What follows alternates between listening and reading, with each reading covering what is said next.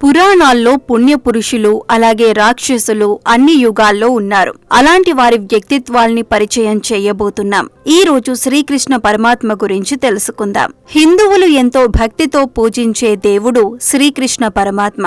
ఆయన్ని చిలిపి బాలుడిగాను, రాధా గోపిక మనోహరుడిగాను, రుక్మిణి సత్యభామ మొదలగు అష్టభార్యలకు ప్రభువుగాను పిలుస్తారు. అర్జునుడికి రథసారథిగాను, పాండవ పక్షపాతిగాను, భగవద్గీత ప్రబోధితునిగాను ఇంకా అనేక విధాలుగా పరమాత్మ రూపాన్ని చిత్రీకరించారు. శ్రీ మహావిష్ణువు లీలా అవతారాల్లో ఇది 25వ అవతారం. పరమాత్మ దుష్టులను శిక్షించి మంచివారిని రక్షించే నిమిత్తం ఈ అవతారం ఎత్తాడు. మహాభారతంలో పాండవులతో పరమాత్మకు ఉన్న అనుబంధం మరువరానిది. కృష్ణ పరమాత్మ ద్రౌపదిని సొంత చెల్లెలి కంటే ఎక్కువగా చూసుకునేవారు.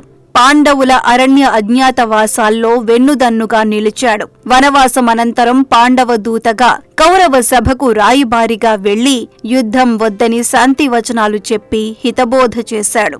అయితే దుర్యోధనుడి క్రూర స్వభావం వల్ల కురుక్షేత్ర యుద్ధం అనివార్యమైంది. యుద్ధం ప్రారంభమైంది. భయంకరమైన ఆ యుద్ధంలో తన వారు మరణించటం చూసి అర్జునుడు యుద్ధాన్ని ఆపేశాడు. అప్పుడు పరమాత్మ తన విశ్వరూపం చూపించి గీతాబోధ చేసి యుద్ధానికి సన్నద్ధం చేశాడు. యుద్ధంలో పాండవులకు అండగా ఉండి గెలిపించాడు కృష్ణ పరమాత్మ.